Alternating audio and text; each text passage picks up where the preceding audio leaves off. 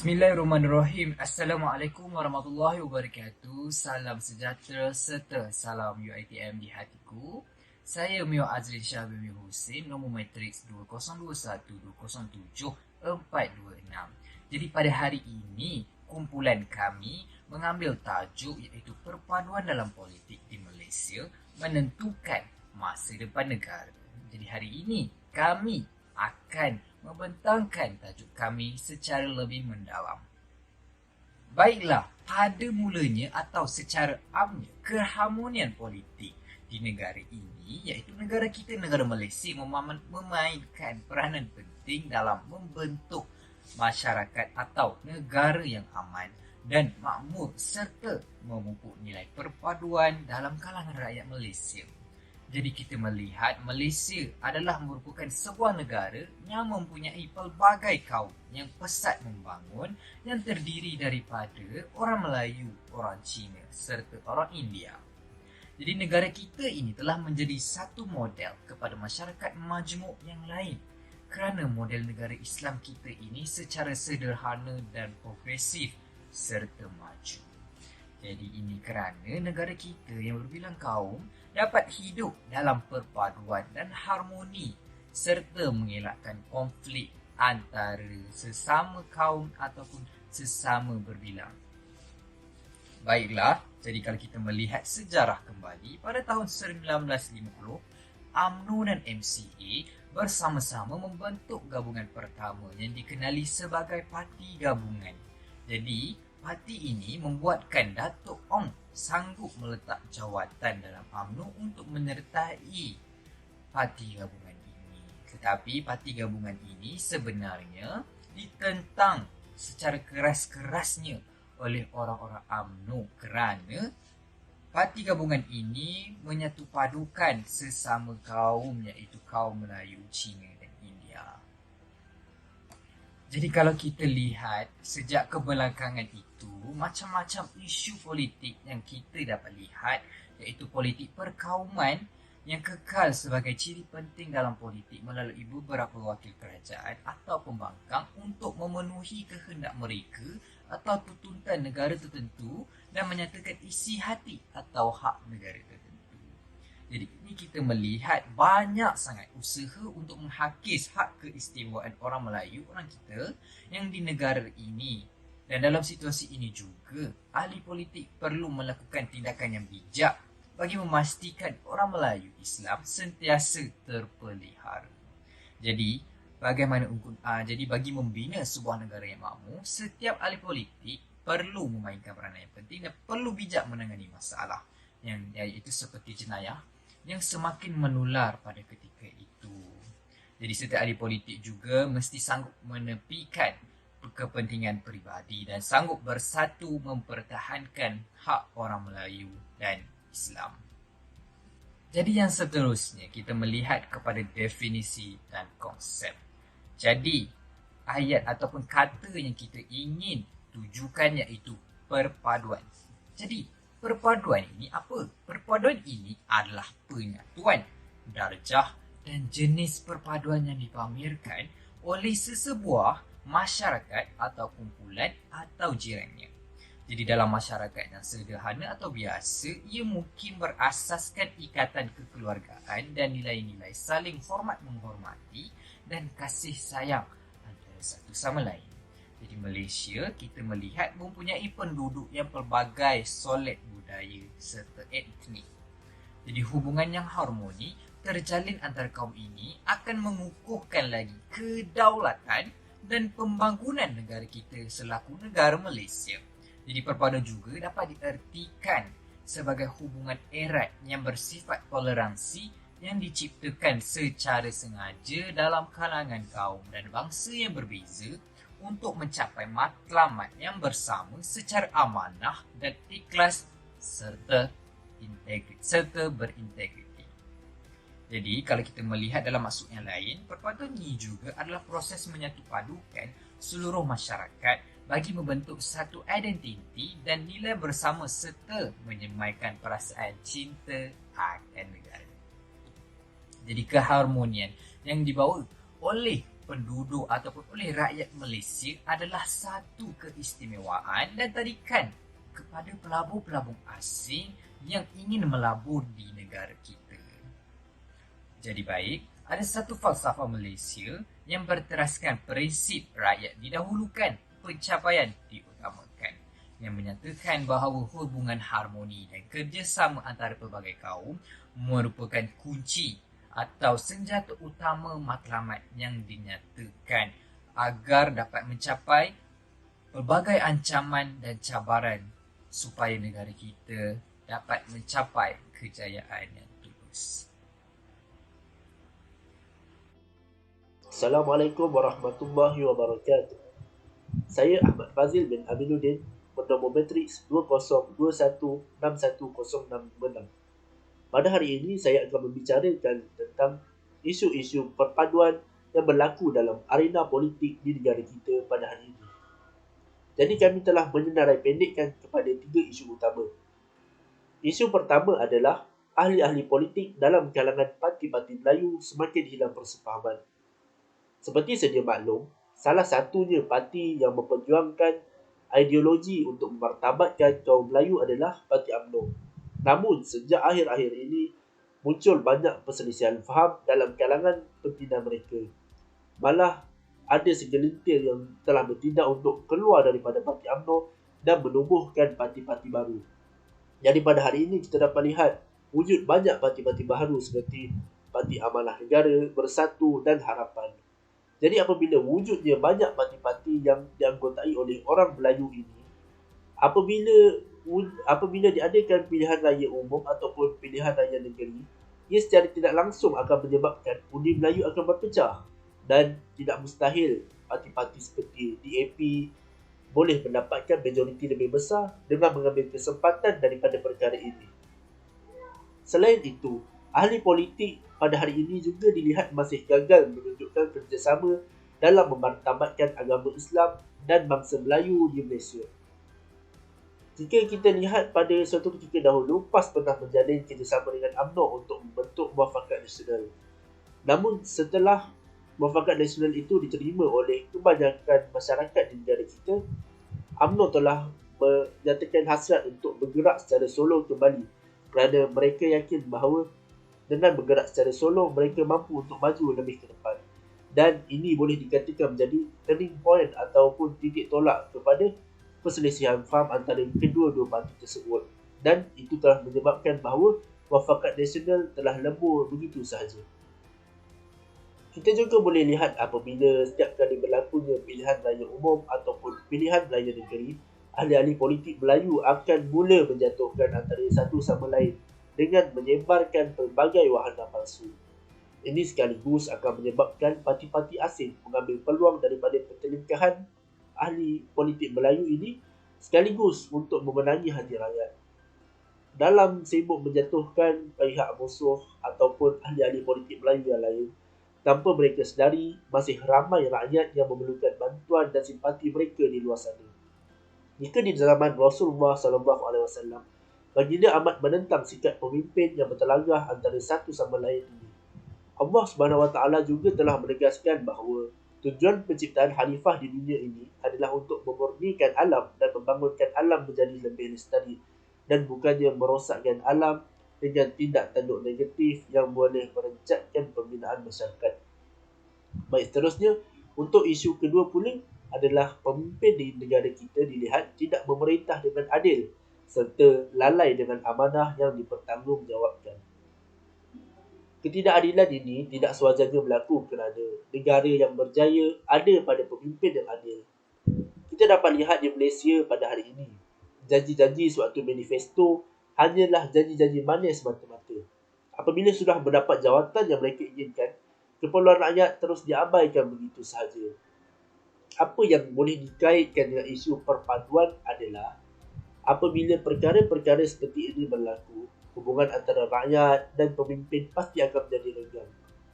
Hal ini kerana rakyat akan merasakan seolah-olah mereka ditipu oleh pemimpin-pemimpin seperti ini.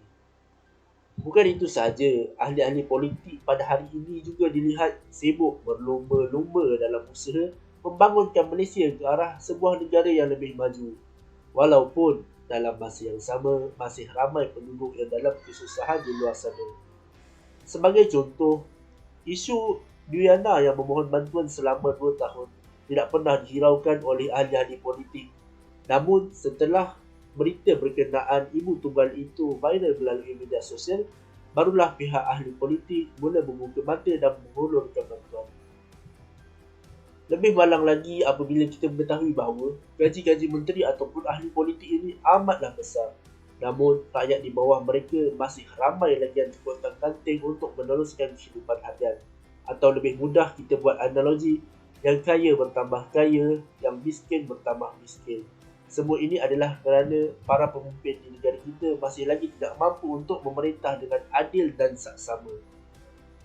Selain itu, kita juga sedia maklum bahawa 4 tanda orang munafik adalah apabila berjanji dia mungkiri, apabila berkata-kata dia berbohong, apabila bertelagah dia berlebih-lebihan, dan apabila diberi amanah dia mungkiri. Negara kita pernah dikejutkan dengan suatu berita yang mana Perdana Menteri ke-6 Datuk Seri Muhammad Najib Datuk Abdul Razak yang telah dikenakan pertuduhan kerana mengambil duit 1MDB sebanyak 3.2 bilion. Walaupun perkara itu belum disahkan sepenuhnya, namun ia haruslah dijadikan pengajaran kepada pemimpin-pemimpin lain untuk amanah dengan setiap perkara yang dipertanggungjawabkan. Apabila terjadinya perkara seperti ini, maka pasti rakyat akan mula hilang kepercayaan kepada pemimpin. Hal ini kerana setiap wang yang ada pada kerajaan adalah hak ataupun hak rakyat yang tidak berkemampuan. Namun, mereka menggunakannya dengan sewenang-wenang saja.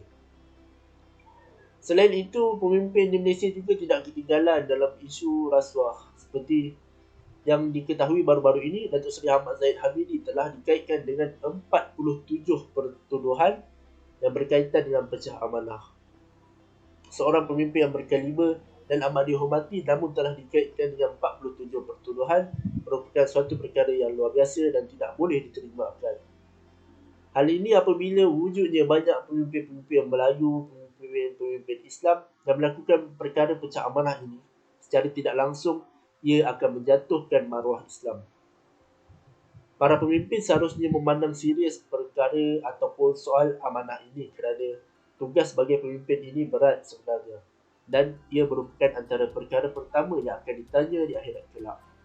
Jika pemimpin ini menjalankan tugas dengan adil dan jujur, pasti urusan mereka akan dipermudahkan di akhirat kelak. Jadi isu terakhir ataupun isu ketiga adalah setengah ahli politik pada hari ini mementingkan sesebuah kaum dan meremehkan sesebuah kaum yang lain. Atau arti kata lain adalah mereka bersikap racism. Seperti yang kita bersedia maklum, dalam negara yang berbilang kaum ini masih juga wujud ahli politik ataupun pemimpin yang bersikap memilih kasih. Kita ambil contoh seperti yang berlaku di Pulau Pinang. Hak kaum Melayu dipertikaikan secara terang-terangan.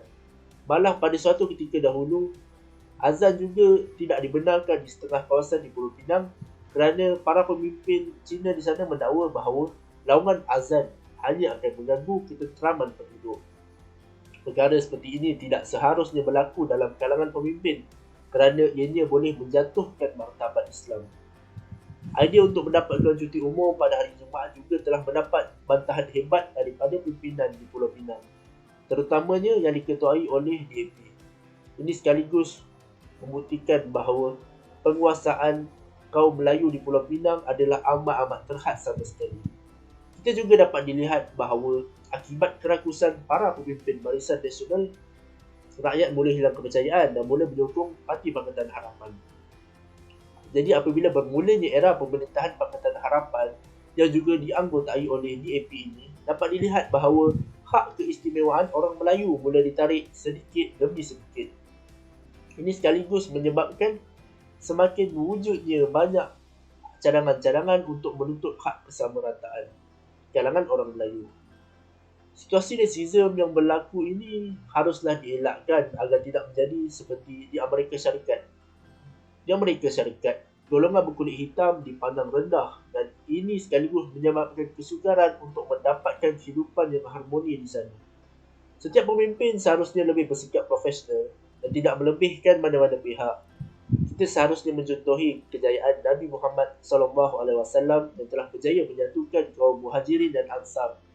Walaupun kedua-dua kaum itu sering bertelagah antara satu sama lain, namun disebabkan kebijaksanaan dan kesabaran Rasulullah SAW dalam menyatukan kedua-dua kaum ini, akhirnya Rasulullah SAW berjaya membentuk kedua-dua kaum ini sebagai suatu kuasa besar, yang mana gabungan tersebut dilihat adalah gah pada ketika zaman Nabi Muhammad SAW.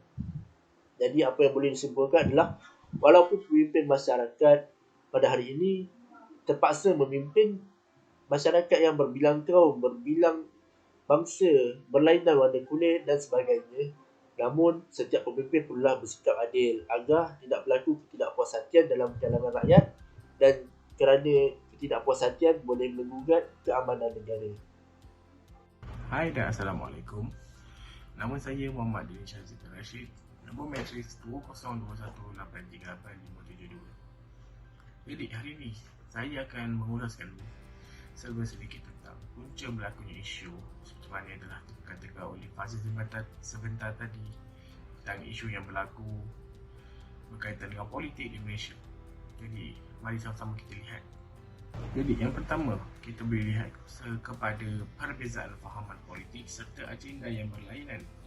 Hal ini disebabkan oleh kegagalan ideologi antara Melayu serta kaum lain dalam berbalahan dalam dunia politik. Hal ini disebabkan oleh persefahaman mereka yang berbeza, seperti mana mengikut visi dan misi mereka yang mereka mahukan. Bahkan mereka mahu memegang Malaysia ini dan ingin menjadikan negara Malaysia ini negara yang liberal. Kita tahu bahawa ramai yang mahukan Malaysia sebagai negara yang liberal. Ada juga yang mengatakan bahawa parti PAS ini yang menjual agamanya apabila mindset sebahagian daripada orang bukan Islam, contohnya parti DAP, parti MCA yang dimasukkan oleh UMNO MIC yang kita tahu, mereka mengatakan bahawa PAS ini menjual agama. Tapi kenapa mereka begitu? Disebabkan oleh mereka tahu bahawa di Malaysia orang Melayu di IC mereka ialah orang Melayu agama Islam. Jadi mindset mereka berfikir bahawa orang Islam dan juga orang Melayu mesti akan mengundi PAS. Tapi bagi saya dakwah mereka salah. Jadi kita boleh lihat di mana suatu situasi yang ingin kita melihat di bagaimana persefahaman mereka terjalin apabila kita dudukkan mereka yang dinamakan sebagai satu tempat, iaitu Dewan Rakyat, di mana setiap individu yang akan berkongsi pendapat dan juga akan sering dibidas lah, kita tahu kan, seperti mana yang ada live di YouTube kita boleh lihat. Kerana dibidas disebabkan oleh berlainan parti. Sebab mereka berlainan parti, mereka ingin menunjukkan diri mereka, menonjolkan diri mereka dengan berbidas segala pendapat yang diberikan.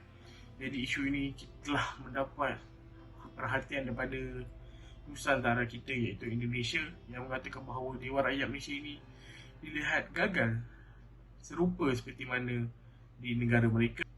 Jadi next kita lihat kepada isu yang kedua, dan kesannya adalah untuk mengejar publicity murahan di media serta membulut harta bagi kepentingan dirinya.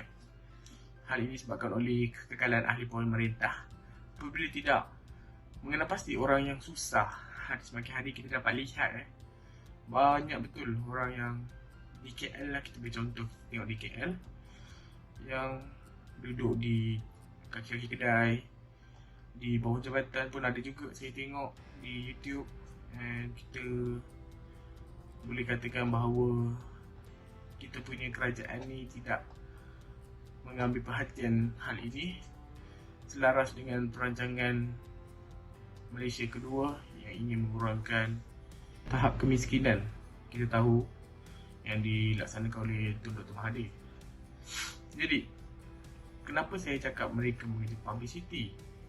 Hal ini kerana kita boleh lihat terdapat ahli politik yang turun bersama. Kita tengok, kita bagi ke banjir yang baru-baru ini berlaku di Malaysia, di mana kita boleh lihat banyak ahli-ahli politik yang turun serta bertunggu lumus dalam membersihkan rumah-rumah orang yang dimasuki air. kita boleh lihat Syed Saddiq and Khairi Jamaluddin dan ahli-ahli politik yang lain yang membantu rakyat dan memberikan sumbangan makanan serta pakaian kepada mereka. Tetapi kenapa ada juga orang yang cuba menarik publicity orang itu dengan hanya datang ke kawasan banjir itu dan tangkap gambar saja. Tangkap gambar berlakon, just pegang cangkul, buang lumpur daripada rumah orang keluar. Hanya tangkap gambar semata-mata untuk mengejar publicity. Orang tengok dia dan mengatakan dia bagus. Rata-rata pada hari ini di Malaysia ramai sangat yang saya boleh katakan yang memasuki dunia politik dan menjadi kaya. Persoalan dia, saya di sini, dari manakah duit mereka dapat tu? Adakah duit tu haram ataupun halal? Kita tak tahu. Kita boleh lihat banyak sangat kes rasuah, tetapi mereka tidak menganggap serius. Bahkan mereka semakin meneruskan ambil rasuah ini bagi menambahkan hartanya. Mereka tahu hukum mengambil rasuah ni haram, mana yang telah diperkatakan dalam Al-Quran. Tapi mereka sudah lali, sudah terbiasa dengan pekerjaan ini dan menunjukkan bahawa rasuah itu bukan haram bagi dirinya, tetapi wajib bagi dirinya bagi menambah aset harta. Hal ini amat kita bimbangkan kerana kita tahu mengambil rasuah ini memang karya amat murka yang telah diperkatakan oleh Nabi Muhammad, dan kita takut Allah akan turunkan balasan bukan hanya untuk dirinya, bahkan seluruh Malaysia, seperti mana yang terjadi di negara Indonesia iaitu Aceh. Jadi melalui dalil yang amat jelas dalam Al-Quran dan hadis Rasulullah SAW, iaitu mereka sangat gemar mendengar berita bohong dan sangat gemar memakan sesuatu yang diharamkan, iaitu rasuah dan lain-lainnya, dalam surah Al-Ma'idah ayat 5 muka surat 45. Jadi kesan yang terakhir saya akan memperkatakan iaitu isu negatif perkauman di Malaysia. Setiap kaum di Malaysia mempunyai pelbagai budaya dan cara hidup masing-masing. Contohnya orang Islam solat 5 kali sehari, yang orang Cina makan kertas kuning. Kalau yang tak tahu boleh search, yang diorang akan bakar kertas kuning pada Chinese New Year bagi mengusir hantu semasa bulan hantu lah.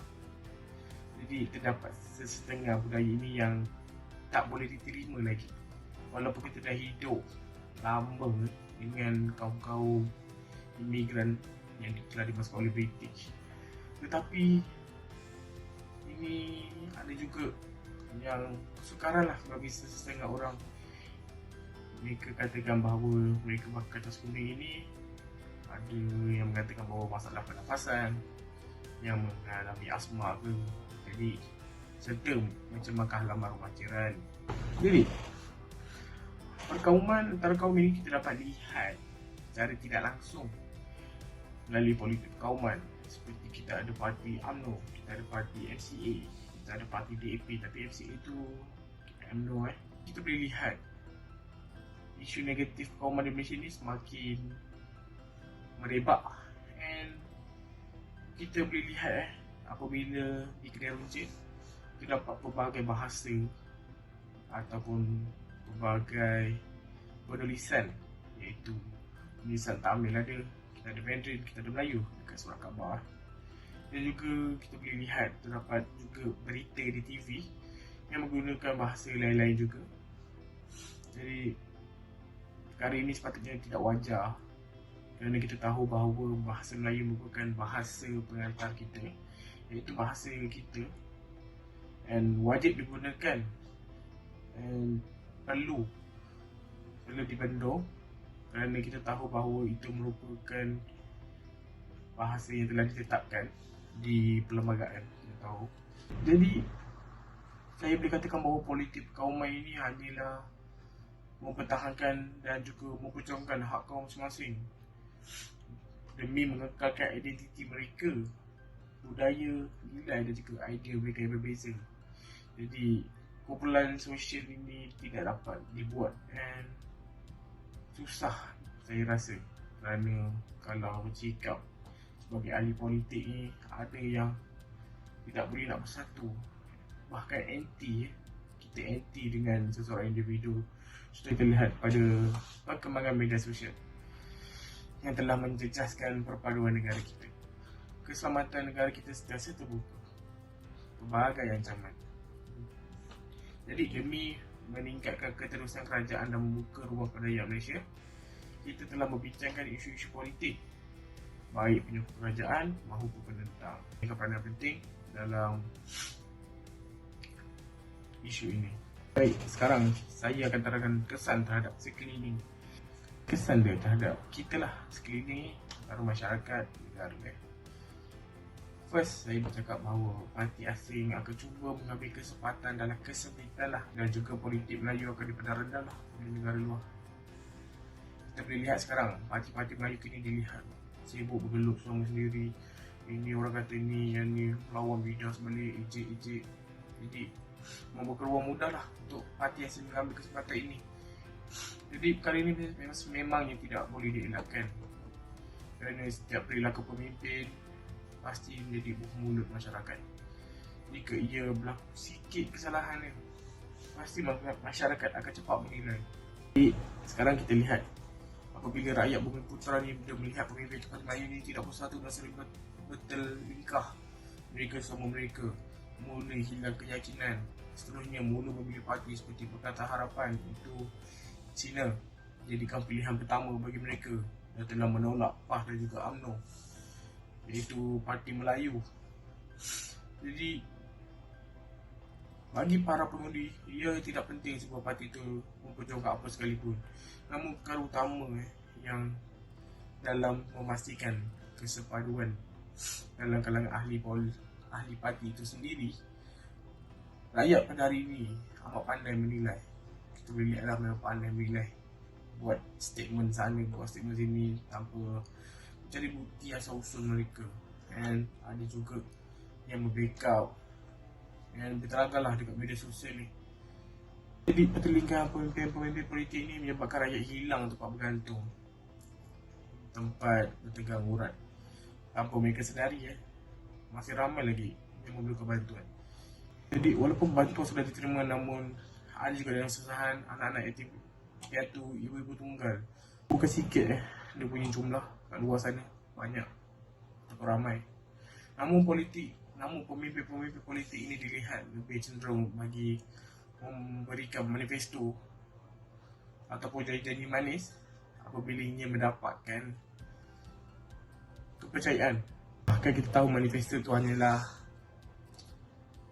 olok-olok saja bagi mereka, bagi mendapatkan mengundi untuk mereka. Jadi ini tak bermakna bahawa pemimpin tidak bantu sama sekali. Tapi seperti mana yang kita tahu pada zaman sahabat Nabi Umar yang telah turun padang mencari orang miskin, yang dia terjumpa satu keluarga ini, dan kita boleh lihatlah yang anak dia lapar, mak dia buat pergi dapur, padahal mak dia just masak dalam selesa dia ada batu, dan dia akan suruh anak tidur lagi. Dia kata masak lah. So pada ketika itu Umar sangat sedih, dan dia sendiri yang pergi bantu. Jadi kita mestilah ada pemimpin seperti mana sahabat Rasulullah SAW dalam menjenguk suasana rakyat di belenggu dalam kesusahan yang ada tinggal di luar bandar dan pinggiran kota. Rakyat boleh melihat sejauh mana keikhlasan seseorang pemimpin bagi membantu, dan tidak mustahil ia boleh menjadi asbab lebih ramai pengundi yang akan mengundi pemimpin-pemimpin pada PLU yang akan datang ini. Seterusnya, kita akan melihat kesan yang kedua, iaitu merosakkan maruah negara dan menjadi contoh buruk buat masyarakat. Pemimpin kini dilihat tidak dapat memimpin dengan adil, kita tahu, yang sesama terhadap semua rakyat. Perkara ini bukanlah untuk kita tuduh pemimpin tersebut dengan semata-mata, tetapi jika kita lihat dengan mata kita, statistik golongan miskin di Malaysia ini semakin bertambah demi tahun. Kita dapat lihat mana yang baru berlaku ini, COVID-19, yang telah meningkatkan peratusan kemiskinan. Maka kita boleh lihat mereka turun B40 kerana ramai telah dibuang kerja, syarikat mereka telah ditutup. Kita boleh tengok kedai-kedai makan yang dulu kita makan dah tutup, sekarang dah sunyi sebab tak dapat bayar sewa. Jadi mereka pemimpin perlu membuat satu inisiatif bagi mendirikan semula. Jadi implikasi yang berlaku yang antara rakyat miskin ataupun golongan yang diperkatakan iaitu marhain yang akan hidup dalam keadaan ditindas apabila tidak membayar wang, mereka akan terdorong untuk melakukan apa sahaja. Contohnya kes mencuri, kes meragut pun ada juga untuk mendapatkan wang. Namun bukan semua rakyat Malaysia yang berperilakuan sebegitu. Tapi kemungkinan kalau mereka sangat terdesak, adakah mereka tidak akan buat? Walaupun mereka tahu itu diarahkan, tapi kalau terpaksa ni memang kita sanggup buat apa saja. Kalau kita tak makan, kalau yang ada anak bini nak kasih bini makan apa, kalau ada anak kecil nak kasih anak kecil susu lagi. Dan memang sangat tidak berkemampuan lah. Namun kita kena percayalah, rezeki Allah tu akan datang satu hari nanti. Namun jika sesetengah kelompok lagi yang sudah berputus asa untuk bersabar, mereka pasti akan memperlakukannya seperti mana saya cakap tadi, mencuri, merompak. Ada juga kes yang sekarang hangat diperkatakan budak-budak wanita universiti yang memperlacukan diri mereka sendiri, yang di mana terdapat seorang lelaki yang dipanggil sebagai daddy, sugar daddy. Mereka jual diri mereka kepada tu yang dapat duit. Ada juga yang mengatakan bahawa satu bulan mereka boleh mendapat RM90,000. Tapi maruah mereka diletak di mana? Para ahli politik selalunya membela golongan sebegini kerana mereka tidak terdorong untuk melakukan perkara negatif, tapi untuk melepaskan diri dari kesempitan hidup ini. Mereka sanggup melakukan apa saja untuk membuka wang, bantu keluarga di kampung. Kalau ada yang mak sakit, untuk kos perubatan, mereka akan cuba cari duit untuk menyelamatkan orang mereka yang tersayang. Ahli politik telah diberi amanah yang telah mereka hianati. Jadi agama Islam juga melarang pemimpin untuk menyalahgunakan keamanah yang telah diberikan, kerana kita tahu bahawa di akhirat kelak golongan ini yang paling banyak dimasukkan ke dalam neraka. Kita tahu itu. Jadi kepercayaan yang telah diberikan dalam mengurus ataupun dalam mengagihkan wang untuk rakyat, tapi mereka ambil bukan sikit tapi separuh. Maksudnya 50% mereka ambil, 50% mereka bagi kepada orang yang ingin menyalurkan bantuan. Tetapi mungkin orang yang ingin menyalurkan bantuan tu pun mereka akan ambil 20%, jadi hanya tinggal 30% untuk diedarkan kepada rakyat. Jadi hal ini amat tidak bagus dan saya rasa memang risaukanlah, kerana kita tahu perbuatan ini bukanlah seorang pemimpin yang adil dan saksama dalam pemerintah negara. Kisah yang terakhir kita akan lihat pada hari ini ialah mencontohi semangat asabiah yang telah berlaku pada zaman jahiliah, di mana kehidupan tidak harmoni. Keharmonian kaum tua terjejas kerana perkara ini. Kita beritahu contoh yang paling sinonim untuk dibicarakan adalah peristiwa 13 Mei 1969. Akibat sedikit saja salah faham yang telah berlaku antara kaum Cina yang pada ketika itu telah menang pilihan raya dengan majoriti kerusi mereka yang memperoleh lebih banyak, telah berlaku pertumpahan darah. Walaupun peristiwa ini sering disebut dan dah lama berlalu, tapi kesannya sehingga hari ini ada juga yang masih trauma, ada juga yang masih kata-kata yang jangan sampai negara Malaysia jadi macam peristiwa sebelum ini lagi. Kita tahu kali ini ramai yang tidak berpuas hati, tetapi kita kena ingat masih ramai masyarakat dan Malaysia yang mengutamakan setengah tahun menyebabkan benda ini berlaku. Jadi ia tidak diberikan perhatian sama sekali. Dan sekaligus ianya akan membuatkan semangat dia macam nak benda ni berlaku lah. Macam mana yang berlaku sebelum ni, di mana memberi semangat asabiah yang berlaku antara kaum Cina, kaum Melayu, kaum India. Mana yang berlaku pada zaman Arab Jahiliyah, di mana semangat kelompok yang ada satu ketua.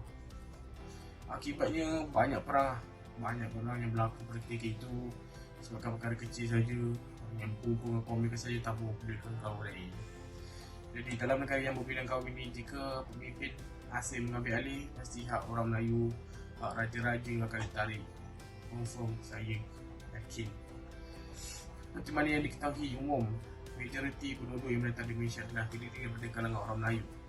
Jadi jika sebilangan orang Melayu ditindas seperti yang berlaku di Pulau Pinang, yang telah mengundang kemarahan seluruh penduduk Melayu di Malaysia. Kerana kita tahu Pulau Pinang ni telah dipegang oleh DAP. Jadi ada satu isu ataupun satu kes yang telah berlaku di mana dia telah memberhentikan azan untuk satu tempat Pulau Pinang. Dia kata mengganggu ketenteraman awam. Jadi hal ini tidak perlu diungkit ataupun tidak perlu disebutlah, sebab kita pun hormat apabila dia buat Cina Happy New Year dia orang punya ada buat perarakan juga. So benda ni tidak perlu dibangkitkan, saya rasa isu ni, sebab kita nak keharmonian masyarakat berbilang kaum, bukan hanya satu kaum saja. Kesan terakhir terhadap pemimpin yang sering melebihkan setengah pihak dan tidak memberikan perhatian kepada satu pihak lain, pasti akan mengundang kemurkaan Allah. Tambah pula Allah SWT amat menuntut setiap pemimpin agar memerintah dengan baik antara masyarakat sama dan adil. Jadi tugas pemimpin adalah amat berat, saya boleh katakan amat berat, sebab dia pimpin segala benda. Kalau satu benda tu dapat dosa, memang dia orang pertama dapat dosa, sebab benda ini akan mempersoalkan di akhirat kelak. Jadi jika kita memerintah, tidak wajar kita melebihkan satu kaum, tidak memberi perhatian kepada kaum yang lain, dan ini akan menjadi asbab yang menahan seseorang pemimpin untuk masuk ke syurga Allah. Jika pemimpin merintah dengan beriman dan adil, seperti mana yang kita tahu, Allah yarham Tuan Guru ni Abdul Aziz Muhammad, yang saya amat saya pandang tinggi lah. Semasa beliau meninggal dunia pun memang kita dapat lihat banyak, memang sangat sedih. Saya berkatakan sangat sedih, sebab dia adalah insan yang saya paling pandang tinggi daripada orang lain, yang dia memerintah Kelantan pada ketika itu sangat adil. Semua orang terjaga, India, Cina, Melayu, semua memang pada ketika itu memang harmoni lah. Yang kita tahu bahawa Tok Guru Ni Aziz supaya tidak mengambil segala rasuah, tidak membuat perkara-perkara yang seperti mana yang sedang dilakukan oleh menteri sekarang, iaitu Datuk Naib Hamidi. Dia telah banyak mengambil rasuah, dan dia juga telah menolak rumah yang telah disediakan dan tetap duduk di rumah pondok yang keluarga mereka punya. Jadi jika kita ada satu insan seperti mana itu Tuan Guru Ni Abdul Aziz ni, pasti kita akan tahu negara kita akan harmoni, sejahtera, tanpa semerang pertelingkahan. Jadi saya rasa itu sahaja daripada saya. Terima kasih dan jumpa lagi. Assalamualaikum warahmatullahi wabarakatuh. Saya Muhammad Nur Afiq bin Muhammad Ismail akan membacakan cara penyelesaian. Cara penyelesaian yang pertama, membentuk persefahaman politik baharu demi menjaga kepentingan rakyat dan negara dalam menjemput isu ketidakstabilan politik dan kepikangan yang berlaku selepas PR14. Ahli pimpinan tertinggi Barisan Nasional telah mula menyedari kesilapan yang mereka lakukan setelah kalah pada PR14. Ketika kalah pada PR14 tersebut, kedudukan Barisan Nasional dan UMNO dilihat seolah-olah tumbang ambing kerana ini merupakan kekalahan pertama mereka setelah bertahun-tahun lama memerintah. Tambahan pula, pihak kerajaan ketika itu yang dikuasai oleh Pakatan Harapan seolah-olah menyalahgunakan kuasa mereka untuk menindas kepimpinan UMNO dengan pelbagai tuntutan dan tuduhan di mahkamah jika mereka tidak menturuti arahan daripada pihak kerajaan. Sebaliknya, ada segelintir ahli parlimen yang sepatutnya didakwa dalam seserah kes di mahkamah seolah-olah dilepaskan begitu saja daripada pendakwaan seperti yang diakui sendiri oleh bekas Peguam Negara Tommy Thomas dalam buku yang bertajuk My Story Justice in Wilderness. Pakatan Harapan juga dilihat gagal mentadbir urusan negara dan menjaga hak-hak orang Melayu bumi putera. Disebabkan itu, UMNO telah mendirikan hubungan politik dengan PAS melalui Mufakat Nasional. Melihat kepada keadaan orang Melayu Islam semakin sukar, pimpinan Parti Islam Malaysia PAS telah menghulurkan salam perdamaian dengan UMNO dan menularkan pendapat agar mereka bergabung dan membentuk satu pasukan baharu yang memperjuangkan orang Melayu dan agama Islam di Malaysia. Pada awalnya, UMNO agak ragu-ragu untuk mentadbirkan kerjasama dengan PAS. Namun setelah melihat kembali dasar gabungan tersebut dibentuk adalah untuk mendapatkan kembali campur pemerintahan dan mempertahankan Islam, agama Islam dan orang Melayu, maka kedua-dua pihak bersetuju. Setelah melakukan musyawarah antara pimpinan PAS dengan UMNO, maka wujudlah sebuah gabungan yang memperjuangkan hak orang Melayu dan agama Islam dan dinamakan Mufakat Nasional. Mereka sanggup mengesampingkan ideologi dan keinginan mereka untuk bersatu demi mempertahankan agama Islam dan hak orang Melayu. Hasil daripada Mufakat Nasional ini juga telah berjaya menewaskan Pakatan Harapan dalam beberapa sisi pilihan raya kecil dan akhirnya berjaya menubuhkan Pakatan Harapan pada 23 Februari 2020 melalui langkah syarikat. Cara penyelesaian yang kedua, membuat keputusan secara majoriti. Seperti mana-mana negara membangun yang lain, Malaysia ialah merupakan sesebuah negara yang mengamalkan sistem pemerintahan berdasarkan prinsip demokrasi berperlembagaan. Sistem demokrasi ini dibentuk melalui penglibatan rakyat secara langsung dalam urusan pentadbiran dan pemerintahan negara. Demokrasi ini bertujukan seluruh rakyat iaitu rakyat bebas memberikan pandangan dan menutupkan suara dalam apa-apa sahaja keputusan yang melibatkan kepentingan rakyat. Oleh yang demikian, membuat keputusan secara majoriti amat penting bagi sesebuah negara yang mengamalkan sistem demokrasi. Sebagai contoh yang dapat dilihat ialah institusi Parlimen di Malaysia merupakan sebuah badan tertinggi demokrasi di negara ini. Parlimen Malaysia ini diwakili oleh ahli parlimen yang mendapat majoriti dipilih melalui pilihan raya. Mereka bertanggungjawab ke atas kepentingan rakyat dan setiap aspek urus tadbir negara dalam menentukan dasar dan mengubah undang-undang.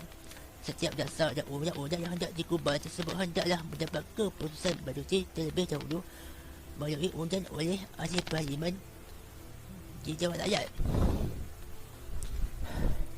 Sehubungan itu, bagi memastikan setiap dasar dan undang-undang dapat disahkan, setiap ahli parlimen hendaklah bersepakat dan bersetuju akan setiap keputusan yang akan dibuat tanpa menggelar fahaman politik demi kepentingan rakyat.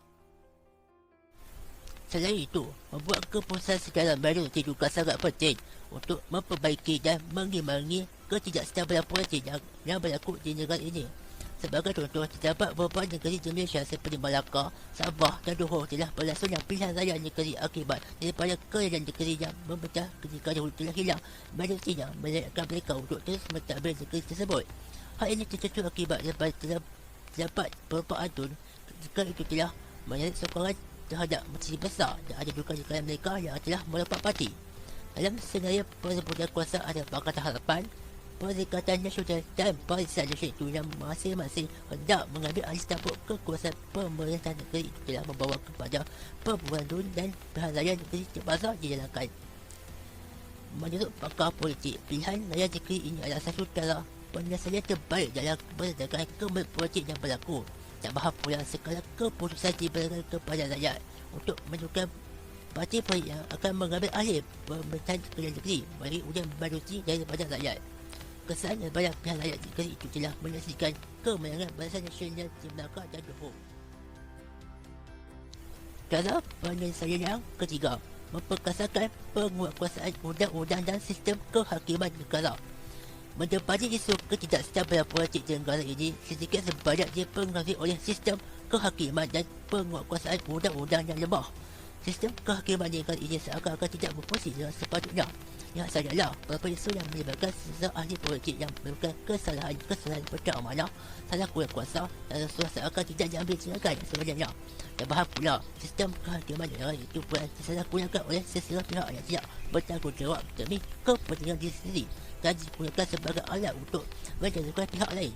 Perkara itu diakui oleh bekas pekuat negara Kerajaan Pakatan Harapan sendiri, Tasik Tomato Masalah Pukuna, Mastori Tasik Irwadinas, merujuk kepada penyusunan beliau terdapat usaha campur tangan beberapa pihak dalam sistem kehakiman negara. Kemudian kes kena melibatkan beberapa figura politik. Perkara seperti ini tidak seharusnya berlaku dalam sistem perundangan negara kerana akan menjelaskan reputasi badan kehakiman negara bagi sebagai penegak keadilan dalam negara. Justru, tindakan memperkasakan penguatkuasaan undang-undang dan sistem kehakiman negara perlu diambil agar tidak salah gunakan oleh pihak yang tidak bertanggungjawab dan salah guna dapat dibentuk. Oleh itu, agensi penguatkuasaan undang-undang seperti PDRM dan SPRM mestilah lebih terus dalam melaksanakan penguatkuasaan undang-undang dan mengenakan tindakan kepada salah laku wilayah tanpa mengira status dan pangkat. Manakala badan kehakiman negara hendaklah amanah dalam melaksanakan undang-undang mengikut ketetapan berasaskan perlembagaan negara. Malahan pihak yang terlibat dalam sistem perundangan negara hendaklah berintegriti, maka tidak dipengaruhi oleh pihak luar yang cuba memperalahkan sistem perundangan untuk kepentingan mereka. Akhir sekali, pihak kerajaan dan ahli politik tidak seharusnya masuk campur dalam pengurusan kehakiman negara kerana ia berada di bawah kuasa mereka, seperti yang termaktub dalam doktrin penguasaan kuasa Parlimen Malaysia. Seterusnya, kami akan membicarakan pula tentang apakah perspektif Islam berkenaan bidang politik ini. Politik ini merupakan antara aspek utama yang dipandang oleh Rasulullah Nabi Muhammad SAW sewaktu baginda mula dilantik menjadi pemimpin di kota Madinah. Sewaktu mula berdakwah di kota Mekah pula, ketiga-tiga aspek ini juga telah diberi perhatian yang serius oleh baginda Nabi Muhammad SAW, iaitu aspek yang sama, politik, ekonomi dan juga sosial. Ini membuktikan bahawa aspek politik ini merupakan antara yang penting dan amat berkesan dalam mewujudkan sebuah negara yang maju. Agama Islam amat menggalakkan umatnya untuk mempelajari selok-belok dalam arena politik. Apabila berkata berkenaan politik, ia secara tidak langsung memberikan gambaran bahawa terdapat individu yang memerintah dan ada individu yang diperintah. Imam Al-Ghazali pernah berkata dalam kitabnya yang bermaksud, agama itu adalah asasnya, sedangkan pemerintah sebagai pengawalnya. Apa yang tidak ada asasnya, niscaya boleh membawa keruntuhan, dan apa yang tidak ada pengawalnya akan menjadi hilang. Ini bermaksud setiap rakyat pasti akan diperintah oleh pemimpin yang telah dilantik. Jadi pemimpin perlulah menjalankan tanggungjawab dengan sebaiknya agar setiap rakyat di bawah kendaliannya ataupun di bawah payungannya dapat hidup dalam keadaan yang selesa dan harmoni. Seterusnya, agama Islam juga banyak membicarakan tentang ciri-ciri pemimpin yang baik yang boleh memimpin dalam arena politik. Antaranya adalah setiap pemimpin perlulah mempunyai sifat adil yang tinggi dalam diri. Allah SWT pernah menyebutkan dalam surah Al-Ma'idah ayat 8 yang bermaksud, wahai orang-orang yang beriman, hendaklah kalian menjadi orang-orang yang sentiasa menegakkan keadilan kerana Allah, lagi menjadi saksi dengan adil, dan jangan sekali-kali kebencian kalian terhadap sesuatu kaum itu mendorong kalian untuk tidak berlaku adil. Surah Al-Ma'idah ayat 8 ini amat berkaitan dengan situasi yang berlaku di Malaysia pada ketika ini. Jika kita lihat negara kita terdiri daripada rakyat yang berbilang kaum, oleh itu wajarlah para pemimpin merenung dengan teliti ayat ini, yang bermakna Allah SWT menegaskan kepada setiap pemimpin bahawa tidak ada sikap pilih kasih yang boleh diamalkan apabila anda dilantik menjadi pemimpin. Seharusnya setiap rakyat dipandang adalah sama, dan setiap bantuan yang diberikan juga adalah sama dan tidak memihak kepada mana-mana kaum tertentu. Setiap pemimpin juga perlulah mempunyai idola yang unggul untuk memantapkan aspek kepimpinan mereka. Jika zaman pemerintahan Nabi Muhammad SAW, terdapat ramai pemimpin selain baginda yang tegas, jujur dan berwibawa. Pemimpin-pemimpin tersebut juga mempunyai suatu yang mana jiwa rakyat. Antaranya Sayyidina Ali bin Abi Talib. Kewibawaan Sayyidina Ali bin Abi Talib dapat dilihat apabila sebaik sahaja beliau dilantik menjadi khalifah, beliau telah berkata kepada orang ramai, "Hai manusia, sesungguhnya aku dilantik menjadi pemimpin di kalangan kamu dan aku bukanlah orang yang terbaik. Jika aku mentaati Allah, maka taatilah aku. Sebaiknya jika aku derhaka, maka tiada ketaatan bagimu." Ahli politik juga perlulah sentiasa menunjukkan contoh tawanan yang baik terhadap rakyat pimpinannya. Ini membuktikan bahawa Sayyidina Ali bin Abi Talib mengatakan bahawa walaupun beliau merupakan telah dilantik menjadi seorang pemimpin, namun tidak ada halangan kepada rakyat untuk menegurnya jika beliau melakukan kesalahan. Beliau juga menegaskan bahawa jika rakyat mendapati beliau tidak mentaati perintah Allah, maka janganlah mentaatinya lagi. Ini membuktikan bahawa Sayyidina Ali bin Abi Talib amatlah merupakan seorang yang merendah diri, kerana walaupun sudah diangkat menjadi pemimpin, beliau tetap berpegang kepada prinsip jika beliau melakukan kesalahan, tidak ada salah bagi rakyat untuk menegurnya. Perkara seperti itu perlulah dijadikan contoh oleh pemimpin pada masa kini, kerana mungkin apabila setengah pemimpin itu sudah berada di tahap puncak ataupun sudah leka dengan jawatan yang mereka ada, mereka tidak akan mudah melihat kesalahan yang mereka lakukan. Oleh itu, setiap teguran yang dilemparkan perlulah diterima dengan hati yang terbuka untuk membolehkan para pemimpin ini melakukan lebih banyak penambahbaikan. Di dalam kitab Al-Bidayah wa Al-Nihayah jilid ke-12, Imam Ibn Kathir juga ada meriwayatkan bahawa Sultan Nuruddin Mahmud, salah seorang sultan Islam yang sentiasa melakukan qiyamul pada malam hari dan berpuasa pada siang hari. Ini sekaligus membuktikan bahawa setiap pemimpin perlulah menunjukkan contoh tauladan yang baik terhadap rakyat. Jika pemimpin-pemimpin zaman dahulu, mereka akan memotivasikan diri mereka terlebih dahulu sebelum memimpin rakyat. Jika mereka merasakan diri mereka tidak cukup bagus untuk memimpin rakyat, mereka akan menolak jawatan tersebut. Oleh itu, perkara-perkara seperti yang ditegaskan di atas perlulah diambil serius oleh para pemimpin demi mewujudkan sebuah negara yang lebih maju dan berlandaskan pendirian Al-Quran dan As-Sunnah. Rumusan dan cadangan. Rumusan. Melalui pemerhatian dan dapatan kajian dapat dirumuskan bahawasanya suasana politik yang diikat dengan tali perpaduan dalam politik Malaysia penting dalam menentukan masa depan negara akan dapat membentuk kerajaan yang stabil untuk memimpin negara. Hal ini kerana kerajaan yang stabil dapat dibentuk apabila rakyat dan pemimpin saling berganding bahu walaupun berlainan fahaman politik dan ideologi parti politik. Permasalahan yang timbul akibat perpaduan politik antara kaum di Malaysia yang tidak berupaya mencapai muafakat dan persefahaman membawa pergolakan politik dalam negara. Akibat perlu diambil oleh sebuah pihak ini pada kesan buruk yang telah berlaku kepada negara akibat ramai pihak sering bertelagah dan memusuhi satu sama lain telah membawa kepada perpecahan dan kemusnahan kepada negara dari segi ekonomi, sosial dan keamanan negara. Ketidakstabilan yang timbul membawa kepada perpecahan masyarakat yang telah merugikan rakyat dan negara. Sebelum itu, penentuan kaum di Malaysia perlu dilakukan agar tidak berpecah belah akibat politik. Para pemimpin politik perlu mengambil iktibarkan kesan buruk perubahan parti politik yang sebelum ini telah mengakibatkan kesusahan sesama. Selain itu, dalam mendepani cabaran politik yang sedang ada, Setiap parti politik hendaklah mewujudkan satu kerjasama berorientasi parti yang dapat membawa kepada persefahaman pembangunan dasar dalam negara demi menjaga kepentingan rakyat. Contoh yang terbaik kerjasama politik yang dapat dicontohi ialah delegasi kemerdekaan yang ditutupi Tunku Abdul Rahman bekerjasama dengan bersama Kepimpinan UMNO, MSC dan IMSC dalam satu ideologi untuk menyebarkan kemerdekaan buat negara kita.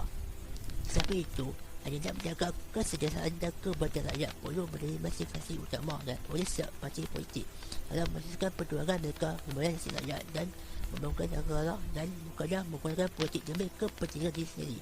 Akhir sekali, rakyat Malaysia disuruh mengambil tawakan hak ewan politik semasa dan mengamalkan politik dengan cara yang sepatutnya. Sesungguhnya Islam menurut agama umatnya mengambil tawakan hak ewan politik sedang mengajar setiap manusia mengamalkan politik yang sihat berdasarkan syarak.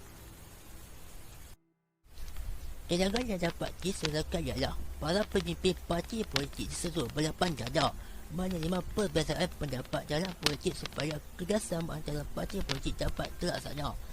Penerimaan setiap parti politik akan perbezaan dan pendapat parti politik yang lain dapat mewujudkan satu wadah kerjasama dan wasili perbezaan ideologi dalam memperjuangkan agenda masing-masing dalam mentadbir urus negara. Selain itu, parti politik yang berada di Malaysia hendaklah mewakili setiap kaum di negara ini agar hak mereka sebagai rakyat dapat dipelihara dan disuarakan.